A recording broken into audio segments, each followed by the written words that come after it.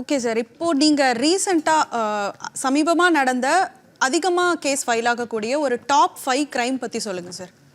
இப்போ நீங்கள் cyber crime report ஆன டேட்டா பிரகாரம் if you look at the top ஒரு 3 to 5 கேசஸ் அப்படின்னு பார்த்தீங்கன்னா ரொம்ப அதாவது இம்பேக்ட் கிரியேட் பண்ண கேஸ்னாக்க இன்ஸ்டன்ட் லோன் ஆப், அதாவது குயிக்காக எப்படி வந்து பணம் கிடைக்கிறது அப்படிங்கிறது. இதில் தான் வந்து நிறைய யங்ஸ்டர்ஸ், அதாவது காலேஜ் ஸ்டூடெண்ட்ஸு, இந்த டெய்லி வேஜஸ் பீப்புள், இல்லை வந்து ஸ்மால் பிஸ்னஸ் பண்ணக்கூடியவங்க எல்லாருமே இதில் வந்து பாதிக்கப்பட்டிருக்காங்க. அவங்களுக்கு தேவை வந்து இம்மிடியேட்டாக ஒரு 5000 ரூபா 10,000 ரூபா வேணும். அப்படிங்கிற போது இந்த ஆப்பை வந்து அவங்க டவுன்லோட் பண்ணி அது மூலிமா பணம் வாங்குறாங்க. இது கம்ப்ளீட்டாக வந்து அன்ரெகுலேட்டட். இது ஆர்பிஐயோட கவர்னன்ஸ் கீழே வரவே வராது. இந்த ஆப் எல்லாமே அன்ஆத்தரைஸ்டு ஆப்பு.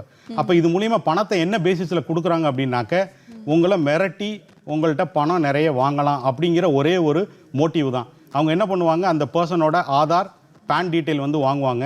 நீங்கள் வந்து ஒன்ஸ் ஆப்பை வந்து டவுன்லோட் பண்ணோன்னே அந்த ஆப் வந்து அந்த மொபைலில் இருக்கக்கூடிய உங்களுடைய personal data, WhatsApp, contacts, photos இது எல்லாத்துக்குமே இருக்கும். இப்போ 5000 ரூபா ஒருத்தர் பணம் வாங்குறாரு அப்படின்னாக்க அவருக்கு கிடைக்கிறதே 4000 ரூபா தான் கிடைக்கும். இந்த 1000 ரூபா வந்து ப்ராசஸிங் சார்ஜ் அப்படின்னு சொல்லி பிடிச்சி வச்சுருவாங்க.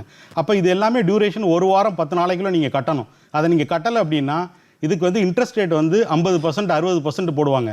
5000 ரூபா பணம் வாங்கினவர் லட்சக்கணக்கில் கொடுத்தும் இந்த கடன் அடையாமல் அவங்க வந்து சூசைட் லெவலுக்கு போன கேசஸ் எல்லாமே இருக்குது. இது ஒரு கேஸ் வந்து ரொம்ப ரொம்ப முக்கியம். நிறைய பேர் வந்து இதனால் வந்து பாதிக்கப்பட்டிருக்காங்க. ஒரே ஒரு நிமிஷம் நம்ம சிந்திக்க வேண்டியது, நம்மளுடைய ரீபேமெண்ட் கெப்பாசிட்டியை வந்து ஒருத்தர் வேலிடேட் பண்ணாமல் நம்மளால் வந்து பணம் அது பண்ண முடியுமான்னு தெரியாமல் ஒருத்தர் லோனு கொடுக்குறாரு அப்படின்னாலே அவங்க வந்து மிரட்டி ஏதோ ஏமாற்ற போகிறாங்க அப்படிங்கிற அந்த விழிப்புணர்வு வந்து முக்கியம். இது ஒன்று.